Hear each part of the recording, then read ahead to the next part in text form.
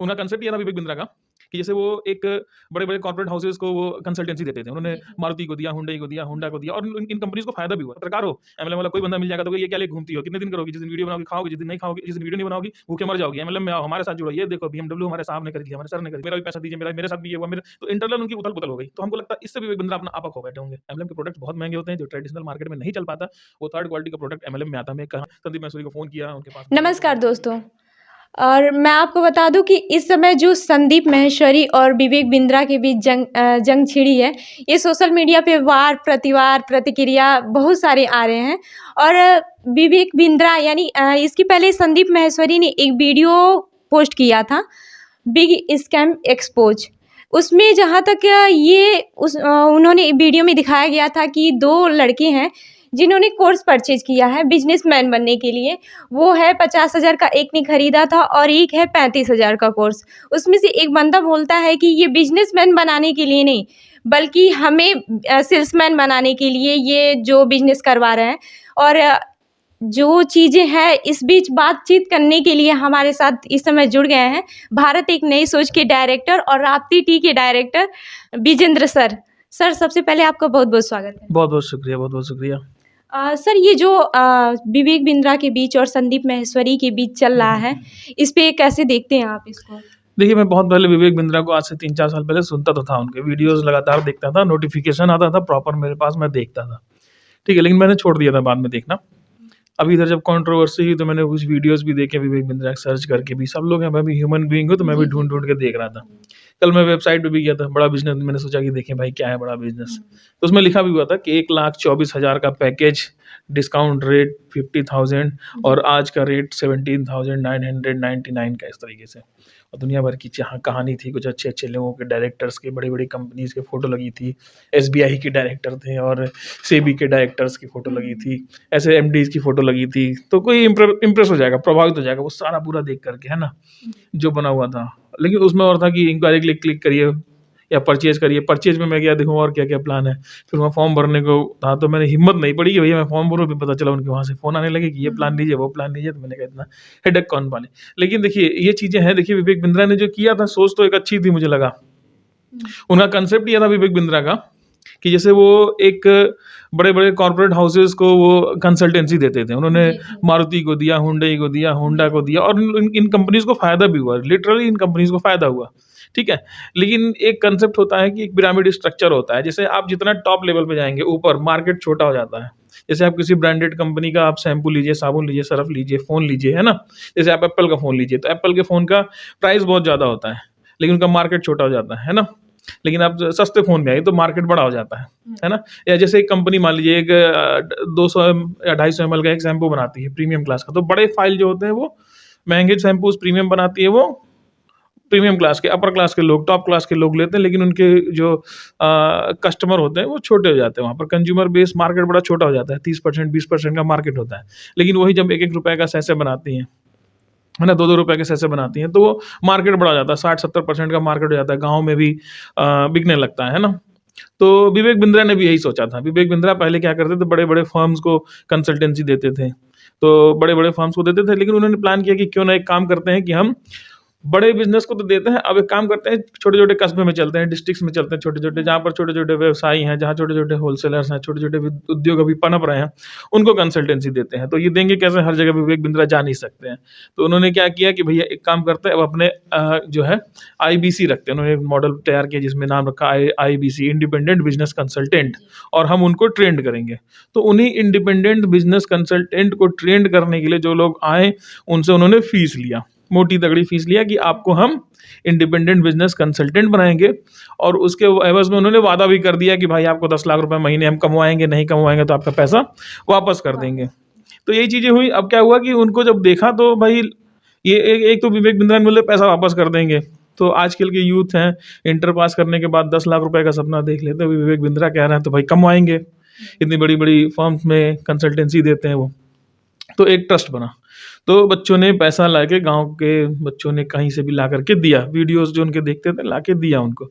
अब जब दे दिया तो ये फ़ीज़िबल इतना है ही नहीं कि इतना ज़्यादा, मतलब एक तो पहली बात मार्केट देखिए आपको उपभोक्ता कौन है। एक जो होलसेलर गाँव में है, या छोटे-छोटे जिला कस्बों में बैठा है जिसने उद्योग शुरू किया, वो आपको इतना पैसा नहीं देगा कंसल्टेंसी के लिए, वो यूट्यूब से वीडियो देख लेगा, है ना? और ऊपर से वो बच्चे जिन्होंने दिया था फीस, जब उनको कुछ मिला नहीं, तो वो अपना पैसा वापस माँगने लगे। तो इन्होंने बोला था भाई हम पैसा वापस कर देंगे, लेकिन इन्होंने पैसा रिटर्न नहीं दिया। उसके बदले इन्होंने क्या बोला कि भाई एक काम करो, तुम जाके 3 लोगों को और ये जो हमारा कोर्स है बेच दो, और उसमें से पर जो कोर्स होगा पर जो एनरोलमेंट होगा उसमें से 33% आपको दे देंगे। इस तरह से 3 में आपका 100% रिटर्न हो जाएगा। तो जब इन्होंने ये किया तो इनका पूरा कंसेप्ट ही बदल गया। जो ये बिजनेस सिखाने आए थे, हाँ, वो पूरा इनकी एक MLM स्कीम बन गई, पिरामिड स्कीम बन गई कि मुझसे लो फिर आगे बेचो, इसकी टोपी उसके सर करो।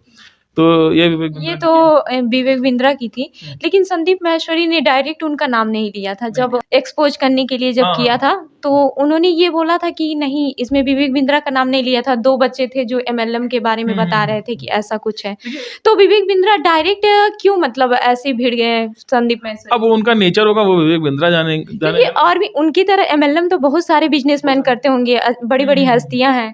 हाँ, एक्चुअली जिसने बताई थी कि इस तरह का स्कीम चल रहा तो वो बंदा तो था, वो विवेक बिंद्रा का ही कोर्स लिया था। अब हो सकता है विवेक बिंद्रा को लगा, अब देखिए होता क्या, विवेक बिंद्रा का मॉडल बहुत बड़ा था, उसमें बहुत ज़्यादा उनके IBCs थे, है ना? तो जब वो बंदा आया होगा और वो वीडियो काफ़ी वायरल हुआ होगा, तो पूरे उनके जो सिस्टम में, स्ट्रक्चर में जितने भी नीचे IBCs होंगे, उन तक ये बात पहुँच गई होगी, है ना? तो उनके इंटरनल जो स्ट्रक्चर था उसमें बहुत ज़्यादा लोग खफा हो गए होंगे, बोलने लगे होंगे कि मेरा भी पैसा दीजिए, मेरे साथ भी ये हुआ, मेरे तो इंटरनल उनकी उथल-पुथल हो गई। तो हमको लगता है इससे विवेक बिंद्रा अपना आपा खो बैठे होंगे, ये चीज़ हुई होगी। तो इसलिए फिर उन्होंने संदीप माहेश्वरी को फ़ोन किया, उनके पास अपने लोगों को भेजा, जो भी किया है ना? हाँ, जो भी हुआ है। लेकिन मतलब लास्ट वीडियो जो संदीप माहेश्वरी की थी, #स्टॉप विवेक बिंद्रा, तो इस पे क्या कहेंगे? शायद आपने देखा होगा सर। हाँ, मैंने देखा है, तो अच्छी बात है ना? जो गलत कर रहा है उसको रोकना चाहिए, हमारी आपकी ज़िम्मेदारी बनती है। अगर गलत हो रहा तो रोकिए, है ना? विवेक बिंद्रा जैसे और भी बहुत सारे ऐसे हैं जो करते हैं बिजनेस, तो इस पे क्या कहेंगे? उनको क्या सजेस्ट करना देखिए, चाहेंगे? जैसे लोग क्या कहते हैं MLM, जो मैं देखिए चाय का व्यवसायी हूँ। जी, बिल्कुल। मेरे पास भी बहुत सारे MLM कंपनीज़ वाले आते हैं कि मेरा चाय का पैकेट तैयार कर दीजिए, है ना? और उसमें जो चाय डालिएगा बहुत हल्की डालिएगा, सस्ती-सस्ती। कितनी सस्ती चाय आपके पास? कितनी सस्ती? मैं बोलता 100, नहीं सर और सस्ती चाहिए। कितनी सस्ती? सर और, मैं कहा ₹80 की। हाँ सर 80 करिएगा और उसकी MRP रख दीजिएगा सर ₹500। ये होता है MLM।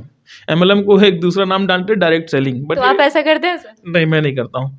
MLM में MLM क्या होता है? MLM में देखिए, MLM को एक दूसरे नाम से जानते हैं डायरेक्ट सेलिंग। इसको प्रमोट किया है डायरेक्ट सेलिंग। डायरेक्ट सेलिंग इसमें क्या है कि आपका डिस्ट्रीब्यूटर कट जाएगा, डीलर कट जाएगा, होलसेलर कट जाएगा, रिटेलर कट जाएगा, ट्रांसपोर्ट का खर्चा कम हो जाएगा, तो आपको प्रोडक्ट बहुत सस्ता मिलेगा। बट ये गलत है, ऐसा नहीं है। MLM के प्रोडक्ट बहुत महंगे होते हैं, जो ट्रेडिशनल मार्केट में नहीं चल पाता, वो थर्ड क्वालिटी का प्रोडक्ट MLM में आता है। मैं एक कहानी बताता हूँ। मेरे पिताजी के पास एक हमारे मोहल्ले के ही आए थे, एक भला कंपनी का नाम नहीं बताऊँगा, एक डब्बा लेके आए और इतनी बड़ी डब्बी थी। बोला ये फ़ायदे या ये फ़ायदे आपके होंगे, ये बहुत फ़ायदे। पिताजी प्रभावित हो गए। ₹1400 का इतना बड़ा डब्बा था और बड़ा-सा अंग्रेजी में नाम लिखा हुआ था। मैं घर पहुँचा, पापा दिखाए, तो मैंने कहा ये फर्जी चीज़ में क्यों फँसते हैं? MLM का कोई प्रोडक्ट होता फर्जी होता है।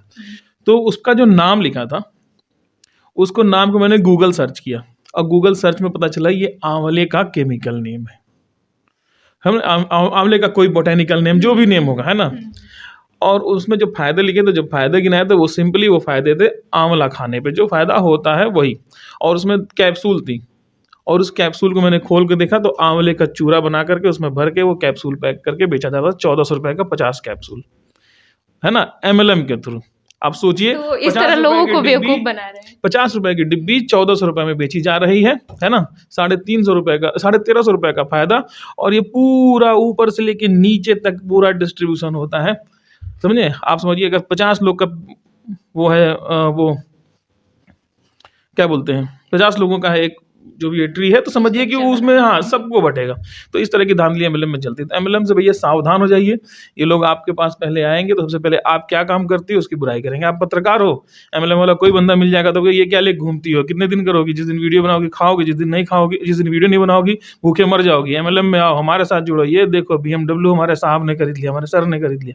इस तरह की आपको दुनिया इस तरह हाँ, मैंने अक्सर देखा है कि मैंने संदीप माहेश्वरी की वीडियो में भी देखा था कि वो बता रहे थे कि मतलब तुम 1 साल में या फिर कम समय में जब तक इंटर क्रॉस करोगे या फिर ग्रेजुएशन क्रॉस करोगे तुम्हारे पास जो है कि बहुत सारे बंगलो होंगे या फिर कार होंगे, बहुत सारे सपने दिखाते हैं। तो इस पे क्या आप देखिए, जो एक आदमी मान लीजिए 25 साल के ऊपर का कोई आदमी मिलिएगा, आप किसी से पूछेगा तो हर दूसरा एमएलएम किया हुआ है। कितनों के पास BMW है, कितना अपना बंगला बनवा घूम लिया, आप देख लीजिएगा। मैं एक कहानी और एमएलएम बताता हूँ। मैं एक बाल कटवाता था। मेरा ये है कि मैं नाई बड़ी जल्दी नहीं बदलता हूँ, है ना। कपड़े भी पहले सिलवाता था तो कपड़े टेलर नहीं बदलता था अपना। रीज़न ये कि नाई को मैं एक दुकान पे जाता हूँ तो भैया वो एक बार बताया तो गलत काटा, दूसरी बार बताया, तीसरी 3-4 बार में वो सीख जाता है कि मुझे कैसा हेयर स्टाइल पसंद है, तो वो काट कर दे देता है।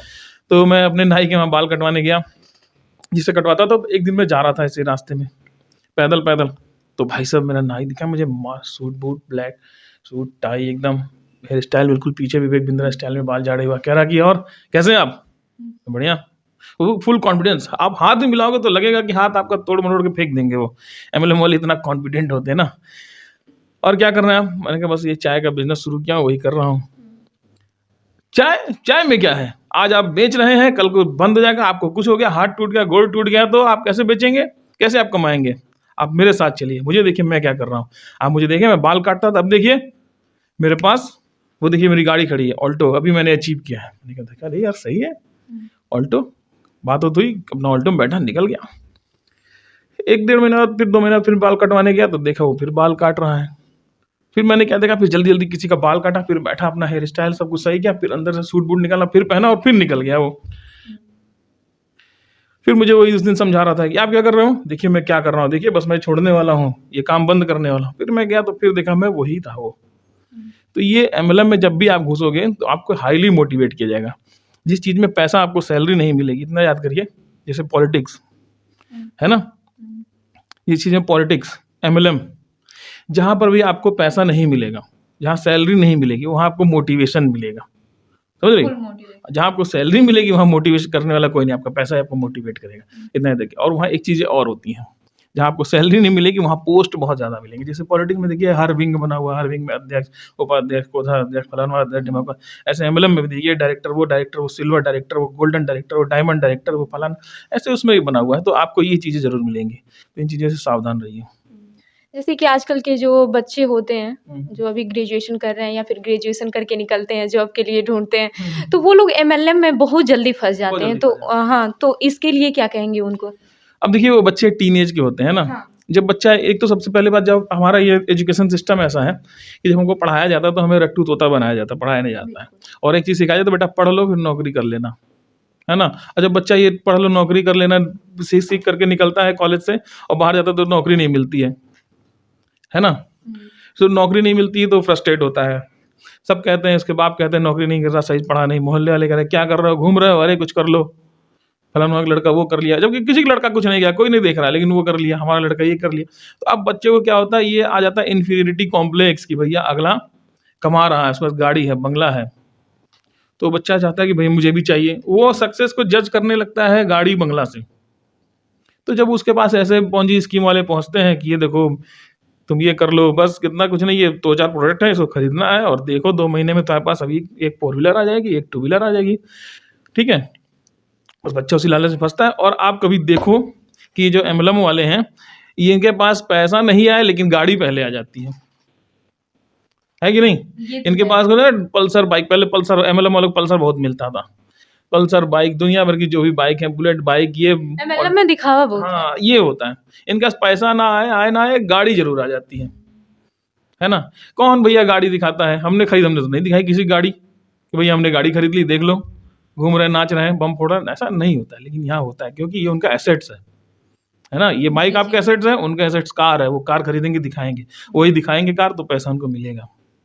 तो समझ जाइए, जो भैया शो ऑफ कर रहा है वो आपको बर्बाद करके रख देगा, दूर बना कर रखिए।